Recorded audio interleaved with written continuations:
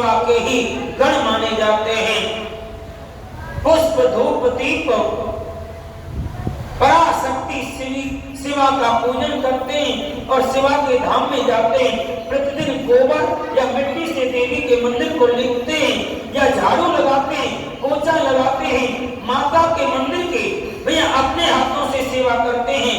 साफ सफाई करने वाले और माता के मंदिर की सेवा करने वाले बहुत परम भाग्यशाली होते हैं।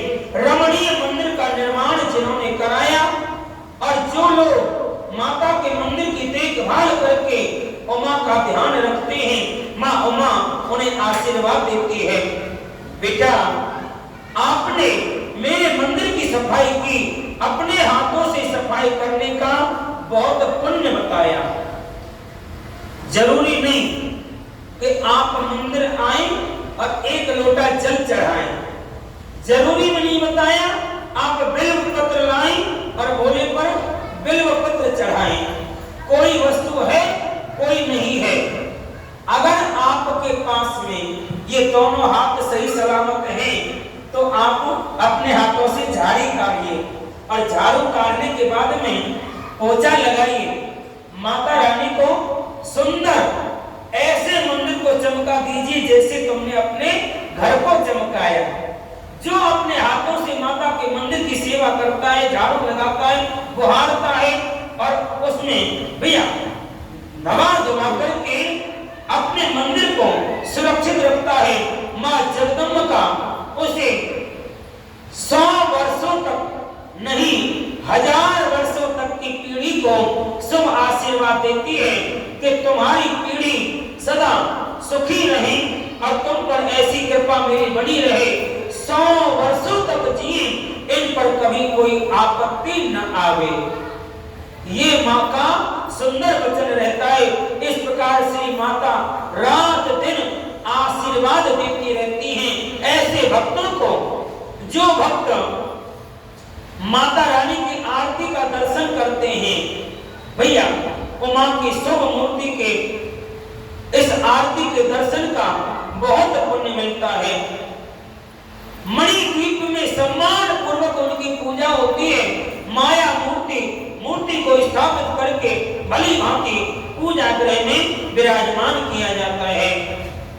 इस प्रकार आज मां को चंदन, अगर, कपूर, जटामासी, नागरमोथा आदि से युक्त जल, एक रंग की गौओं के दूध से परमेश्वरी को नहलाना और अष्टांग सांग गधू के द्वारा अग्नि में उत्तम आहुति देना, घृत और कर्पूर सहित बत्तियों द्वारा देवी की आरती उतारना, कृष्ण पक्ष की अष्टमी, नवमी, अमावस्या में अथवा शुक्ल पक्ष की पंचमी, दसवीं तिथियों में गंध पुष्प आदि उपचारों द्वारा जगदम्बा की पूजा करे, भैया उसका फल विशेष मिलता है। रात्रि सूक्त, श्री सूक्त, देवी सूक्त पढ़ते या मूल मंत्र का जाप करते हुए देवी की आराधना करनी चाहिए। विष्णु कांता और तुलसी को छोड़कर शेष सभी पुष्प देवी के लिए प्रीति कारक जानने चाहिए। भैया कमल का पुष्प उनके लिए विशेष प्रीति कारक होता है।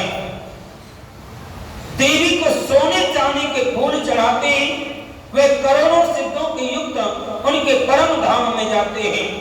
देवी के उपासकों को पूजन के अंत में सदा अपने अपराधों के लिए क्षमा याचना करनी चाहिए। जगत को आनंद देने वाली पराशक्ति के प्रसन्न होने पर आपने जो स्तुति की, मंत्र का पाठ किया, भजन किया या कीर्तन किया, माँ बहुत प्रसन्न होती है। अपने भक्तों को अभीष्ट फल प्रदान करने के लिए उन्हें सब आशीर्वाद देती है।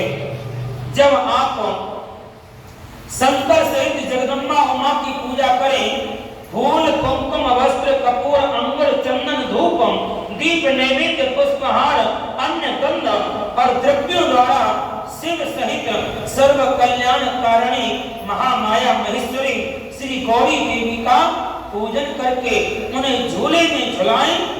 जो प्रतिवर्ष नियम पूर्वक उक्त तिथि को देवी का व्रत और तेलोत्सव करता है उसे शिला देवी संपूर्ण अविष्ट पदार्थ देती हैं। यह वैशाख मास के शुक्ल पक्ष में जो अक्षय तृतीया तिथि आती है, जिसे अक्षय तीज भी बोलते हैं, आलस्य रहित होकर के जगदम्बा का व्रत करना चाहिए। बेला, मालती, चंपा, जपा, अर्चन, अड़हुल, दोपहिया, कमल के फूलों से शंकर सहित गौरी देवी की पूजा करें। करोड़ों जन्मों में किए गए मानसिक, वाचिक, शारीरिक पापों का आदि शक्ति के मुख से 3 प्रकार के पापों को नाश करने की क्षमता सुनी है। भैया, एक तो पाप होता है मानसिक। ये मानसिक पाप कैसा? हमने मन ही मन में कोई बात सोची और किसी को उस बात का ना तो कानों से सुना और ना उसने वो काम किया। मन में ही हमने सोच लिया और मन में सोचने से मानसिक पाप हुआ। ये पाप लगता था सतयुग में। पहले जब सतयुग था, अगर किसी ने मन ही मन में कोई पाप कारण उसके मन में आया कि ऐसा काम करना चाहिए, तो वो केवल सतयुग में उसका फल मिलता। तूने ये मानसिक पाप किया है, तेरे को ये नरक मिलेगा। दूसरा नरक आया वाचिक। वाचिक माने कर्म तो करे नहीं, केवल बोल करके रह जाए। वाणी से बोला, अब मन में भी नहीं रखा। उसने तुम्हारे सामने बोल दिया मैं ऐसा करूंगा, तुम ऐसा करना। अब उसको कहते हैं वाचिक। ये फल भैया सतयुग, त्रेता युग में इस फल का कारण मिलता। आया तुम्हारा शारीरिक पापों का नाश करने वाला। और शारीरिक पाप क्या होता है? इस शरीर से की गई क्रिया। तुमने कोई क्रिया की, दूसरे ने कोई क्रिया की, और क्रिया के करने से जो भी पाप हुआ भैया उसको द्वापर युग में फल। सतयुग, त्रेता, द्वापर तीनों का अब चल रहा है कलयुग।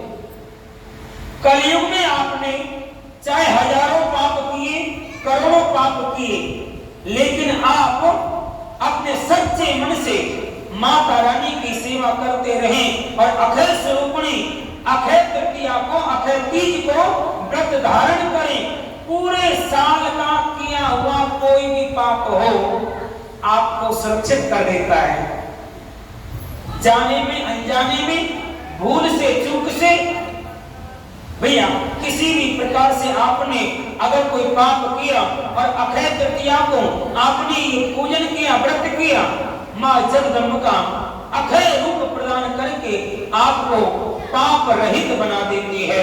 जेठ शुक्ल पक्ष तृतीया को व्रत करके जो अत्यंत प्रसन्नता के साथ में महेश्वरी का पूजन करता है, उसके लिए कुछ भी असाध्य नहीं होता।